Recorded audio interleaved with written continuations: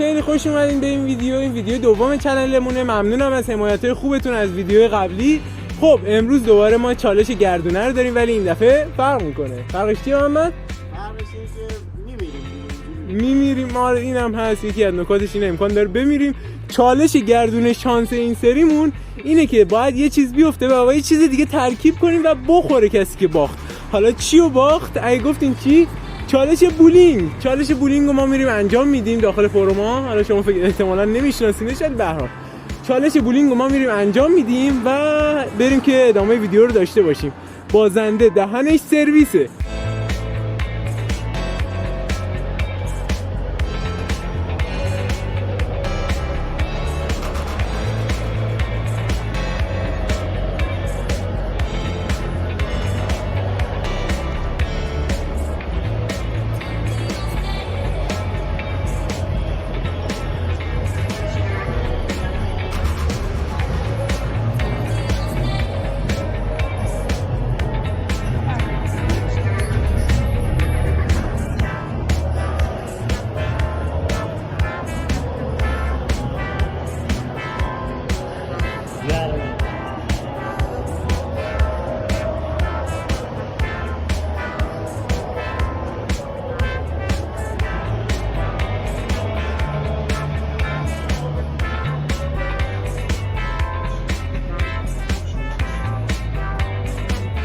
خب ما اومدیم رسیدیم.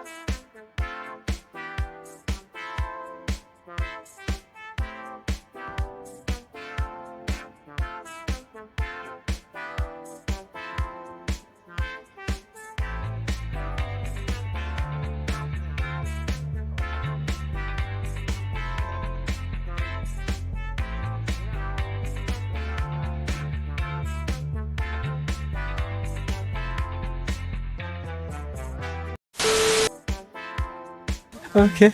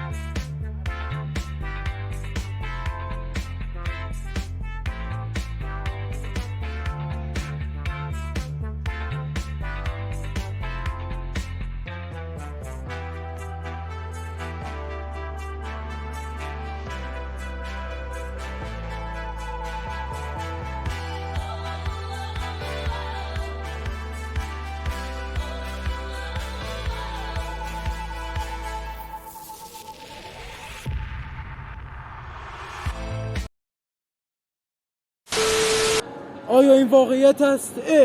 چی تو سبد خریده؟ چرخ شانس.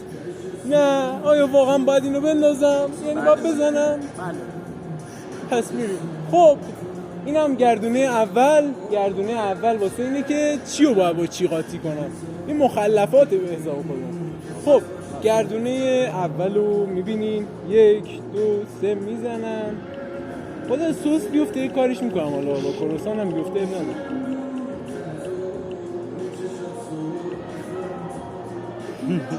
سستون. خب نه من قبول ندارم. گردونه اشتباه بود. وای خدا خود چیکار کنم معلوم نیست چی میشه. فکر کنم الان سس تون بیفته با کروسان. اصلا داشت ترکیب. خب ما گردونه بعدی رو بچینیم بزنیم بیایم. خب گردونه بعدی هم چیدیم و تو این گردنی what the fuck گردونه شانس بعدیمون برگر هست، بستنی هست، شیرینی هست، مرغ سوخاری هست، کروسان هست، پیتزا هست، کیک هست. یعنی تنها چیزای خوبی که میتونه بیفته برگر و پیتزا و مرغ سوخاریه، وگرنه بدبختم. خب دوست عزیز بیا نظر شما در مورد این گردونه چیه؟ انشالله یک چیز بد بیفته که ترکیبش خیلی ساده شه.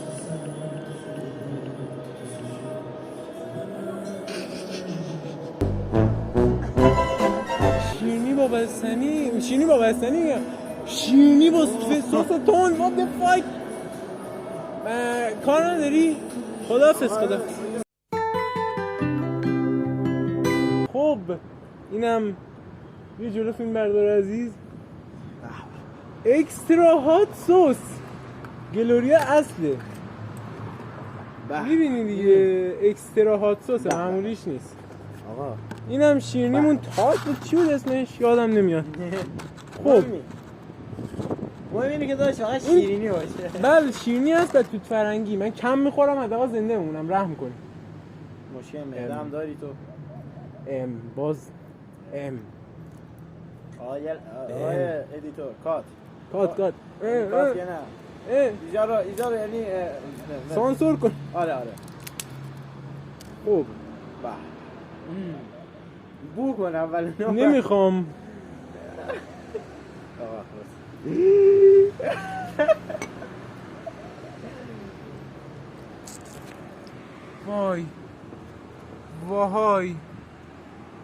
وای بدبخت شدم. آقا میرم سراغش دیگه.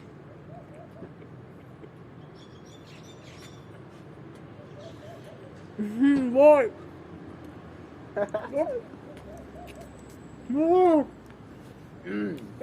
نفس عمیق.